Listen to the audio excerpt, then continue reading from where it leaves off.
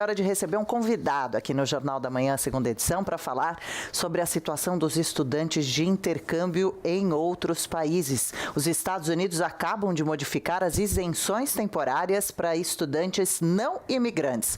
Vamos entender melhor e mais o que tudo isso significa? A gente conversa e recebe agora o CEO da Heyman Woodward e especialista em imigração, Leonardo Freitas. Bom dia, obrigada pela gentileza de conversar com a gente. Bom dia, Eliana. Como vai? Tudo bem? Tudo bom? Leonardo, vamos lá então, já começa traduzindo para a gente agora como é que ficam as modificações feitas no programa devido à pandemia. Bom, na verdade, o ICE, que é a Polícia da Imigração dos Estados Unidos, ele determinou que que os estudantes que estão nos Estados Unidos hoje em dia não podem estar fazendo aulas online somente. Então, algumas faculdades são permitidas, por conta do seu currículo, fazer uma mistura híbrida, né, de aulas online e aulas presenciais. Mas o problema todo está sendo por conta do aumento de contágio do Covid. Muitas escolas não estão podendo estar abertas porque a força dos governos estaduais e também municipais impedem que as escolas estejam abertas. Então, isso faz com que as pessoas que estão estudando nos Estados Unidos com visto de estudante estejam fora de conformidade com o estatuto da lei de imigração americana, e que, no tocante do visto de estudante, é requerimento que a totalidade das aulas ou a maioria das aulas sejam presenciais. E aí veio essa mudança, porque foi dada uma isenção temporária durante o mês de maio até junho, e agora em julho veio essa novidade que estão dando até 1º de agosto praticamente, para começar as pessoas estarem em conformidade. Não estando em conformidade, a escola não podendo dar aulas presenciais, o que vai acontecer é que as pessoas vão ser convidadas a se retirar dos Estados Unidos. Que coisa, hein? Mais desagradável. Quer dizer que essa pandemia veio para bagunçar a vida de todo mundo mesmo? Inclusive agora os Estados Unidos estão com essa preocupação também com relação a brasileiros, vendo mal como a gente está lidando com a pandemia por aqui, né? E preocupados com a presença de estrangeiros por lá. Então, afinal de contas, o estudante que estiver já lá nos Estados Unidos e que suas aulas forem só online, eles já têm que começar a se preocupar, a procurar essa escola, ver se eles conseguem incluir também algum estudo presencial. Se não conseguirem, já tem que começar a pensar em voltar ao Brasil? Exato. Então, muitas pessoas começaram a nos procurar porque estão buscando algum tipo de legalização por intermédio de outro tipo de visto, ou então até mesmo já estão buscando transferência para outros estados onde as aulas estão abertas, presenciais, para estar em conformidade. Por exemplo, aqui no estado da Flórida, ainda as escolas, em sua grande maioria, quiçá todas as escolas do estado estão fechadas e não tem previsão de abertura. Apesar do presidente Trump ter colocado no seu Twitter anteontem, que ele gostaria de ver as escolas abertas no próximo semestre, né, do fall, que é o semestre de outono, muitas escolas não vão conseguir estar abertas durante esse período, justamente porque não tem o aval dos governadores dos estados onde estão tendo um alto índice de contágio do Covid. O que acontece também, existem outros vistos que são disponíveis para as pessoas, que as pessoas até não estão cientes disso. São 187 tipos de vistos que existem no miriade migratório americano, então certamente existem outras categorias que possam as pessoas se encaixarem. E também as pessoas podem estar se legalizando através de residência permanente de outra forma, e não necessariamente ficar usando o visto de estudante como até mesmo um pretexto para estar nos Estados Unidos. O que aconteceu entre 2010 até agora é que muitas famílias optaram por vir para os Estados Unidos através do visto de estudante, porque era uma maneira fácil de entrar nos Estados Unidos e aqui permanecer. Só que, obviamente, o ICE, que é a Polícia Imigratória dos Estados Unidos, começou a entender que muitas famílias estavam também usando isso como subterfúgio de estar aqui presencialmente e não necessariamente estar estudando. E isso causou esse impacto aí, essa fiscalização maior, o aumento de negativas de visto de estudantes para pessoas de alguns determinados países, Brasil não obstante, por conta desse abuso do sistema do visto F1 e do visto M1 também, que é o visto vocacional. Existem outras maneiras das pessoas estarem se legalizando para vir morar nos Estados Unidos, mas não precisa usar o subterfúgio do visto de estudante. Ok. Vamos falar então sobre um pouquinho mais. O senhor chegou a falar agora algumas das possibilidades, sem ser só com o visto de estudante para ficar aí nos Estados Unidos, cada vez mais difícil mesmo essa permanência por aí, principalmente desde a presidência de Trump, né? Que já deixou claro desde a época da sua campanha que deixaria mais complicada mesmo essa permanência de estrangeiros por aí. Agora, então, o estudante que já está aí nos Estados Unidos, ele tem que, a princípio, fazer o que agora, então? Ver quais são os regulamentos, as regras do seu estado, que aí são muito diferentes de um para o outro, né? Infelizmente, esse é um sonho, né? Da pessoa, junta, às vezes, uma vida toda, aquele dinheiro, esperando a oportunidade para poder passar algum tempo nos Estados Unidos.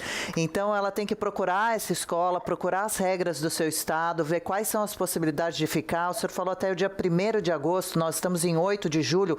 Esse tempo vai passar voando para essas pessoas tomarem essas providências, inclusive para tentar então reaver o pagamento do curso, se tiverem que voltar, se essa for a única opção mesmo de ficar nos Estados Unidos, através do estudo, porque depois que voltar para o Brasil também, as coisas ficam um pouco mais difíceis à distância de serem resolvidas, não? De fato, Adriana. Então, assim, o grande problema que acontece é que as pessoas não estão cientes dos seus direitos e também dos seus deveres, como acontece em muitas situações. Nos Estados Unidos, por exemplo, você tem que, quando você tem, os estudantes que estão nessa situação, em primeiro lugar, tem que buscar um comunicado da escola. Mesmo que a escola diga, não, nós vamos voltar às aulas a partir de 1º de agosto, aí tem que verificar se de fato o Estado ou até mesmo a cidade, o condado, o município vai deixar estar aberto. Aí tem que ficar de olho nas informações que estão sendo publicadas pelos governantes. E aí, se de fato vão poder estar abertos, sempre o termômetro são as escolas primárias e secundárias. Então, se essas escolas vão estar abertas para funcionamento presencial, certamente outras escolas estariam, até mesmo os cursos de inglês. Lembrando que o formato híbrido de escola, que tem um misto de presencial com online, sim, só é permitido para escolas de ensino de nível superior. Para cursos de inglês, por exemplo, não é permitido. Tá. Então, e isso realmente tem que... E, obviamente, não tendo essa situação, a melhor solução é buscar um advogado devidamente licenciado para cuidar de temas imigratórios, para poder decidir qual é a melhor maneira de estar nos Estados Unidos legalmente. Que problemão, hein? Agora, então, depois de ter conversado com a escola, o senhor falava sobre quais são as outras possibilidades de permanecer nos Estados Unidos legalmente, sem ser através do estudo, do trabalho? Pois bem, então, muitas pessoas que vêm para os Estados Unidos desconhecem que os Estados Unidos sempre recebeu de braços abertos pessoas que são considerados imigrantes qualificados. O que seriam imigrantes qualificados? Então, seriam pessoas de nível superior acadêmico, experiência profissional entre 5 a 10 anos, pessoas que são consideradas de extremo talento também, é outra categoria que também é permitida. Então, é necessário fazer uma consulta com um advogado de imigração para poder definitivamente decidir se a pessoa se encaixa. Então, por exemplo, existe uma grande deficiência de pessoas da área de saúde aqui nos Estados Unidos, seja de qualquer situação. Por exemplo, fisioterapeutas, dentistas, médicos, enfermeiros. Existe essa grande necessidade desses profissionais aqui nos Estados Unidos. E aí os vistos são mais facilitados para trabalho para essas pessoas, por exemplo, como também para engenheiros, como também para pessoas que são da área financeira, pessoas que são também desenvolvedores mercadológicos, como os desenvolvedores de negócios, marketing, etc. Então, existem vistos específicos para esses tipos de profissões, por serem profissões de grande demanda aqui nos Estados Unidos. Então, esse desconhecimento e a falta de informação e a dissimulação de desinformação entre grupos de mídia social e etc., isso causa um impacto muito grande, porque as pessoas acabam entrando numa ilegalidade porque desconhecem dos seus direitos e muitas vezes as pessoas já poderiam estar vindo já com o seu green card para os Estados Unidos diretamente, sem ter que usar nenhum tipo de subterfúgio para poder imigrar legalmente para cá. Imagino. E isso é uma coisa... Pois é, por falta de informação, né, de estar atualizado aí com as situações. Agora, os advogados esses que o senhor recomenda para se procurar nesse momento por aí são caros? E esse profissional qualificado, ele comprova isso para os Estados Unidos através de um currículo, é isso? Exato, através do currículo, comprovações de histórico laboral, né, seu histórico de trabalho. A questão do custo tem um miriade muito grande. Depende, né? Com relação a custos. Tem pessoas que cobram 5 mil e tem pessoas que cobram 50 mil. Então, claro, depende exatamente da oferta e procura, né? Então, realmente existem todo tipo de profissional. Mas justamente é uma coisa que eu sempre gosto de falar, né? A pessoa paga acaba recebendo o serviço que paga. Então, às vezes o barato sai caro e isso tem que ser levado. A quem você vai confiar de fato o futuro seu ou da sua família no novo país. E tem que realmente saber se a pessoa é devidamente licenciada no BAR, né, que é a Ordem dos Advogados nos Estados Unidos, porque realmente existem alguns inescrupulosos que trabalham de forma escusa e acabam prejudicando as pessoas e ficam com o dinheiro dela. Sim, todo mundo, vale a pena o alerta mesmo. E, Leonardo, a pessoa que acabar ficando por aí, mesmo que irregularmente, a escola então não aceita mais, não conseguiu voo para voltar, talvez trabalhe ainda por aí, ou enfim, tem um dinheiro ainda para ficar um tempo, mas não está regular. Isso é um problema sério aí nos Estados Unidos, hein? Vamos atualizar a situação para essas pessoas que forem pegas então pela imigração.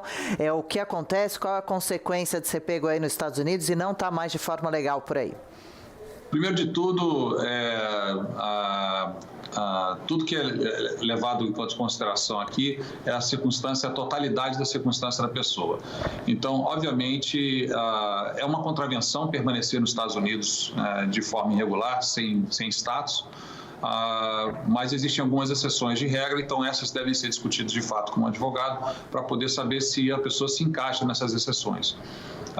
Obviamente, a pessoa que está em status irregular corre o risco, obviamente, de ser removido dos Estados Unidos. E aí passar por uma apreensão, né, ficar preso e aí, eventualmente, ser removido, deportado dos Estados Unidos. E isso é um processo que pode ser rápido, pode ser demorado, depende exatamente da circunstância de cada um.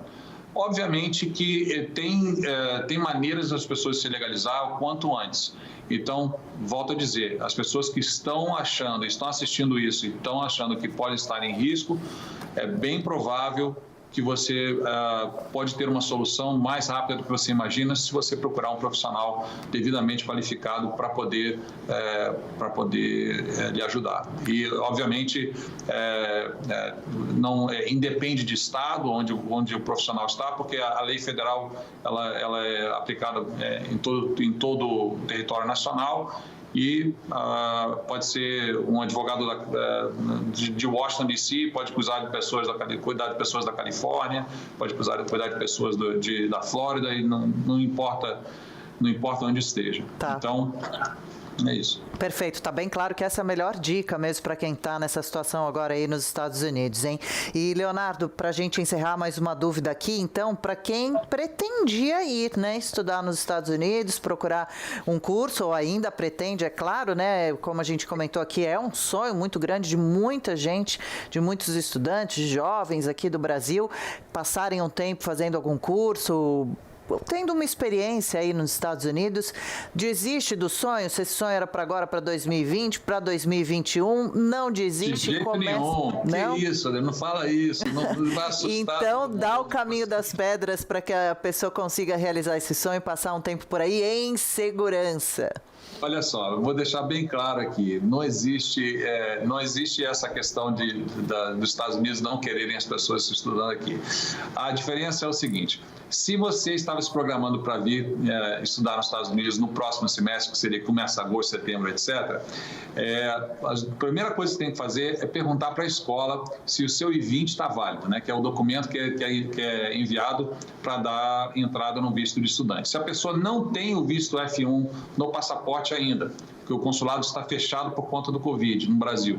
Então, obviamente, tem que esperar o consulado reabrir para poder emitir o visto antes de você vir para os Estados Unidos.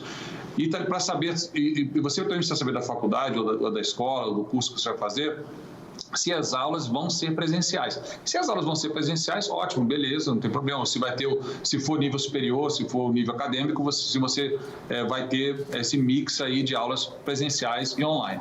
Uma outra parte também que deve levar em consideração é o seguinte: qualquer pessoa que está no Brasil hoje, seja independente da nacionalidade, não sendo americano, não tendo green card, ok? E não tendo um filho americano ou não tendo um cônjuge americano residente permanente, tem que passar por uma quarentena de 14 dias em outro país antes de entrar nos Estados Unidos. Então, se você está pretendendo fazer um turismo nos Estados Unidos hoje, você tem que, por exemplo, ir para o México, para a Jamaica, para o Panamá, até mesmo para a Argentina, passar 14 dias e de lá vir para os Estados Unidos depois, porque os voos diretos só são permitidos para pessoas que estão em exceção. Voos indiretos, passando pela quarentena, são permitidos e as pessoas podem entrar. Lembrando que ter um visto no passaporte não é garantia de entrada nos Estados Unidos. A determinação de entrada sempre é do oficial alfandegário do CBP, que é o Customs and Border Protection. Então, fica aí a dica. Muito legal, bem esclarecido, tudo bem clarinho. Acho que a gente ajudou muita gente. Obrigado aqui pelo bate-papo. A gente conversou com o Leonardo Freitas, CEO da Hyman Woodward.